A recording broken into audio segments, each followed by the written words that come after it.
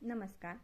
मी रोशनी रुपेश होले, सहसचिव सावित्री शक्तीपीठ शाखा हिवरखेड, तालुका मोर्शी, जिल्हा अमरावती. सर्वप्रथम संपूर्ण सावित्रीचा लेकींना माझा जय ज्योती, जय सावित्री. आपण आपल्या सभोवताली निरनिराळ्या प्रकारच्या वनस्पती, झाडे, वेली बघतो. त्यातील काही वनस्पती आपण आपल्या घरी सुद्धा लावतो. वनस्पती लावल्यामुळे आपल्याला घरी छान फ्रेश वाटते आणि आपल्या घरातलं वातावरण सुद्धा आनंदीदायी राहते. परंतु या घरी लावलेल्या वनस्पतींचा आपल्याला एवढाच उपयोग होतो का, की या व्यतिरिक्तही त्याचा आपल्याला काही उपयोग होऊ शकतो, याचा तुम्ही कधी विचार केला आहात? तर अशाच आपल्या दैनंदिन जीवनात असलेला विषय म्हणजे आपल्या घरी लावलेल्या वनस्पतींचा, फुलझाडांचा आपल्याला होणारा औषधी उपयोग. हाच विषय घेऊन मी आज हा व्हिडिओ तयार केलेला आहे आणि याचा तुम्हाला नक्कीच फायदा होईल. चला तर मग जाणून घेऊया घरी लावलेल्या वनस्पतींचे, फुलझाडांचे औषधी उपयोग. सर्वप्रथम जाणून घेऊया गुलाबाचे औषधी गुणधर्म आणि त्याचे उपयोग. गुलाबाच्या फुलाचा सुगंध मनःशांती प्रदान करते. गुलाबजल हे डोळ्यातील जळजळ कमी करते. गुलाबाच्या पाकळ्यांमध्ये व्हिटॅमिन सी असते आणि जास्त प्रमाणात अँटीऑक्सिडंट असल्यामुळे रोगप्रतिकार शक्ती सुधारते.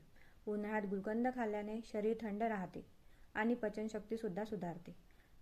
गुलाबाच्या पाकळ्या हा सॅलेड आणि चहामध्ये सुद्धा वापरतात. असा हा बहुगुणी गुलाब आपल्यासाठी खूप उपयुक्त आहे.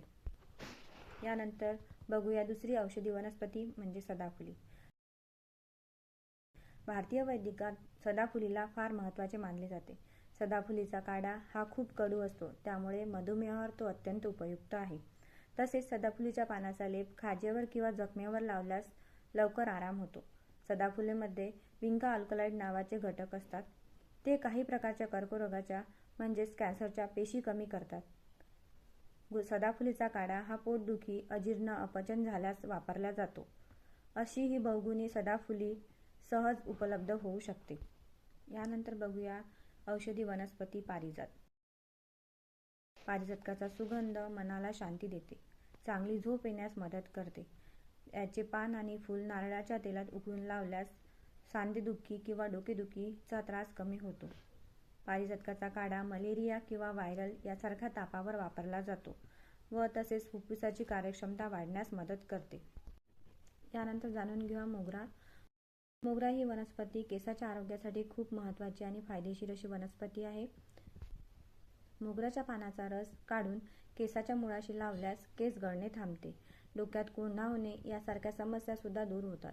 मोगऱ्याच्या पानाचा रस तेलात मिक्स करून लावल्यास केस घनदाट आणि जाड होतात. त्यानंतर बघूया जास्वंद.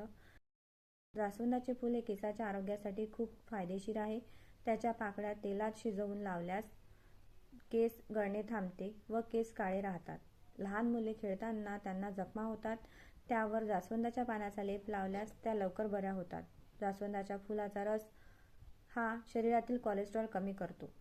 ते अँटीऑक्सिडंट असल्यामुळे हृदयाच्या आरोग्यासाठी सुद्धा खूप फायदेशीर आहे. अशा प्रकारचे अनेक फायदेशीर गुणधर्म या जास्वंदामध्ये आहेत. या झाल्यात आपल्या सभोवताली असणाऱ्या निरनिराळ्या औषधी वनस्पती.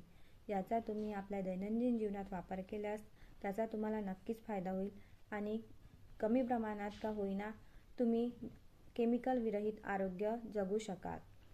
जय ज्योती, जय सावित्री. धन्यवाद.